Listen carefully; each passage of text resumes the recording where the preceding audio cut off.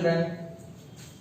In previous class we studied already about GDP and different sectors of the economy. Today listen some more explanation about GDP. What we say about the GDP? The final value of the goods and services produced within a country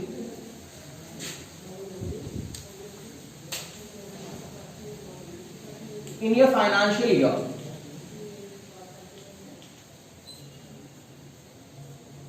This is the definition about GDP.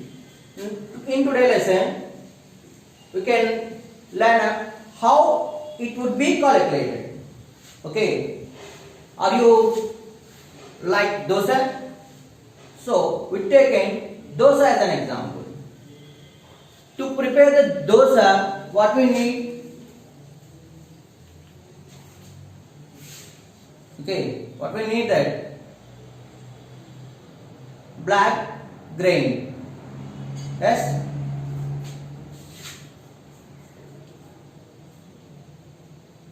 Black gram. Okay.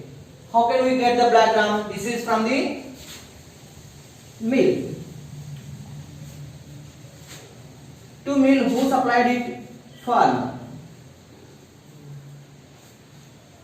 Okay.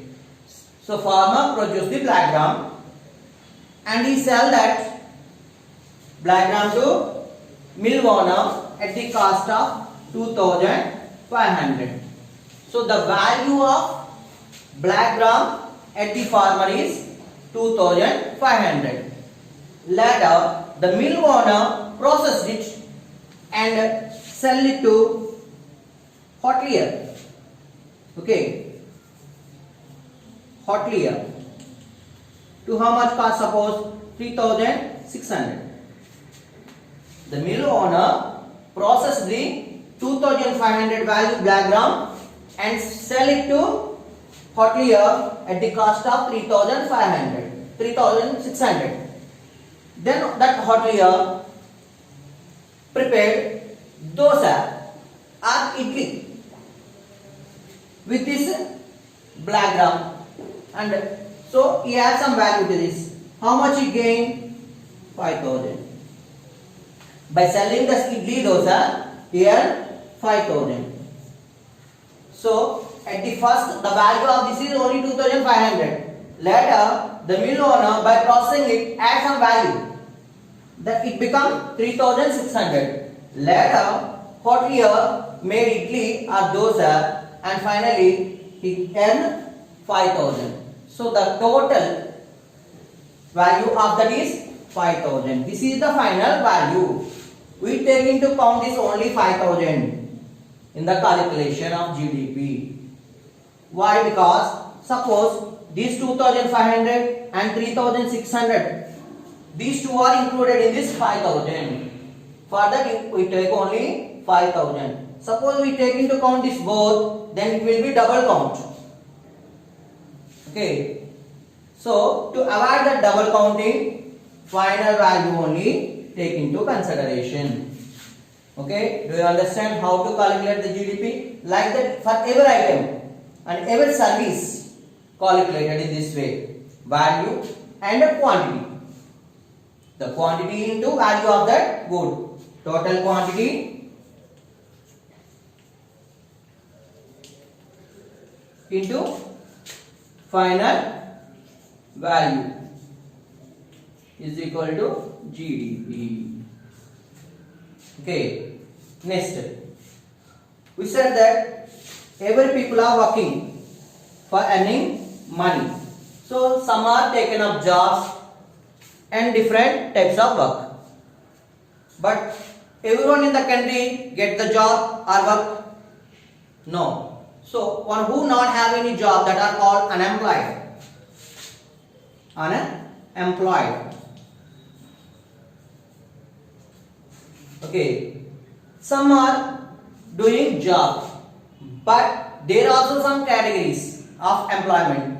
What is that? Underemployment. Underemployment. What is underemployment? Some are seems to be work, but they are working less than their full capacity. What is this? They have some work, they are doing that, but they are not work with their full efficiency. How can we understand that? Suppose in this lesson there is an example about Gayatri. She has 2 hectares of land. She and her children, around 5 members, including Gayatri, working in that field. Okay, so 5 members. Actually, for the 2 hectares, we need only 3 workers. But how many are engaged in this? 5 members. So the actual work for 3 members, but the work is shared by 5 members. So these 2 are extra. So the work which is there is shared. So in each person not work on full capacity. For that means in this underemployment there is excess workers are there, more than the required. That is underemployment. Is there any use? No. Even though that 2 are not there, work will be done as usual. Because of these excess members there is no use. That's 2 excess members are called underemployed. Okay, this is mainly we can witness in agriculture sector and petty businesses. Some people organize grocery shops and petty businesses at their home, but actually one person is enough for that, 1 or 2 members, but entire family is working in that shop. So excess members all are underemployed. Sometimes because of this underemployment, production will be decreased. What is? Actually in academical terms, for producing anything we require basic number of persons. For example, for doing a construction of a wall, for example, we need 3 members.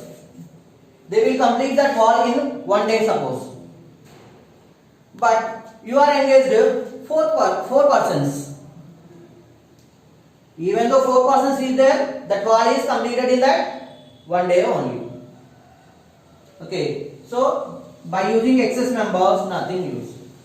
So here any excess production is there? Not there. Same product.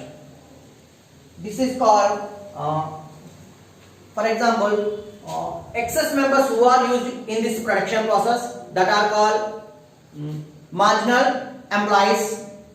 What the production is come out from that marginal employer is called marginal production. In the underemployment, marginal production means extra production is 0 or sometimes negative. Means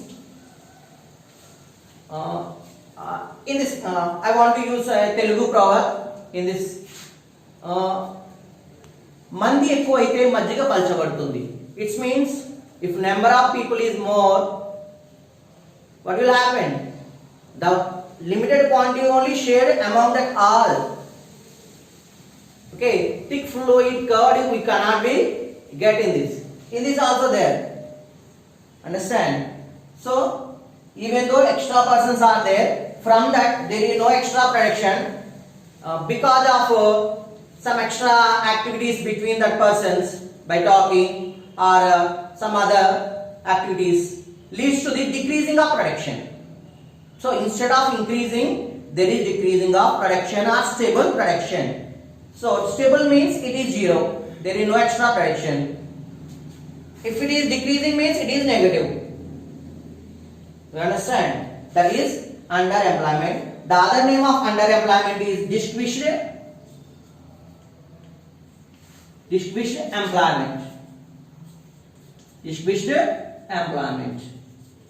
So here they are seems to be doing some work, but they are working less than their full capacity.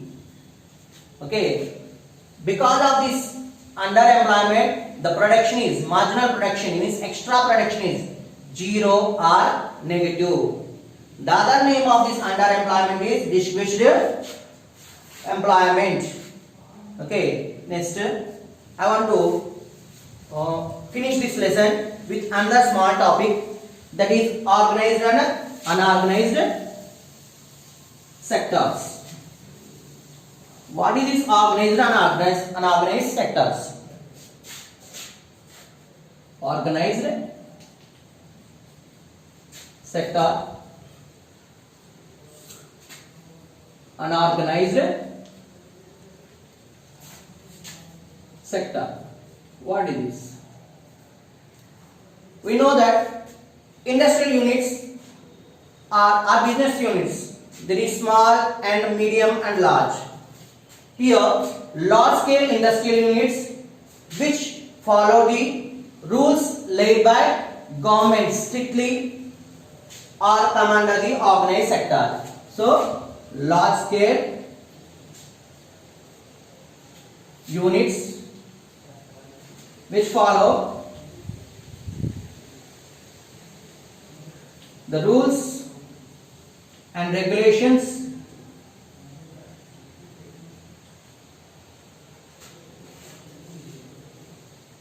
laid by government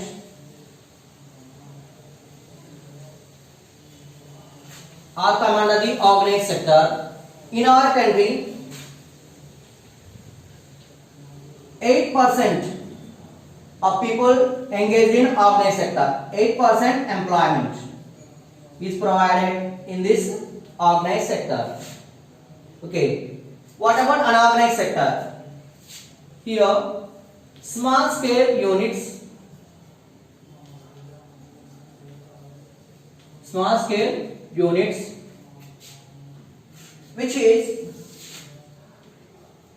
which are largely outside the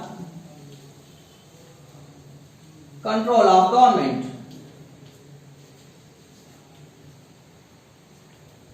Okay, here large scale industrial units, they follow the rules and regulations laid by government. Here these are small scale units outside the control of government, means government control is very less. Next, how much employment is here?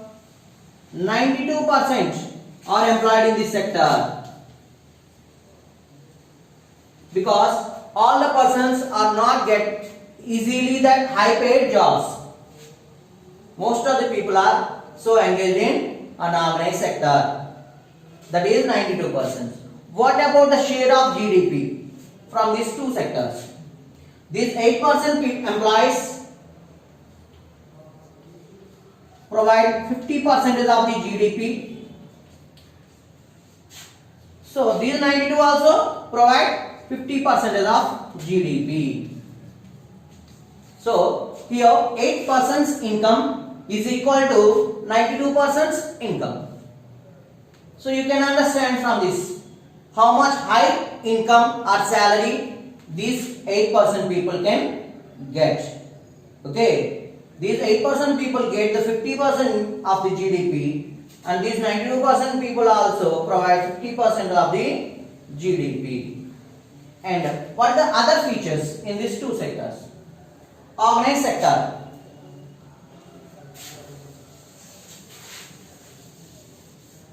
Fixed salaries.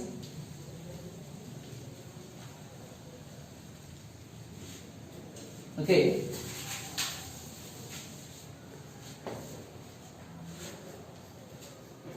No fixed salaries. No fixed salaries. They are daily wage earners. So they search for work regularly, but here they have definite job. So white collar jobs, they get monthly income regularly. So regular income, fixed salaries and regular income. Next, they have paid leaves. Paid leaves. Next, fixed working hours. Fixed working hours. PF, pension. Pension, health benefits. Health and other benefits. Here, what about here? There is no paid leaves. No paid leaves. No fixed working hours. They may be working more than their shift. Generally, in organized sector, shift-wise employment is there. Means in each shift 8 hours. But here unorganized sector workers, they are working sometimes 10 to 12 hours a day. But even though they are working very hard, they get little pay. They pay low than this organized sector. Next, is there any pension and health status? No, there is no pension or health benefits and etc. is there. So they need the protection from the government. Okay, this is enough third chapter. So thank you.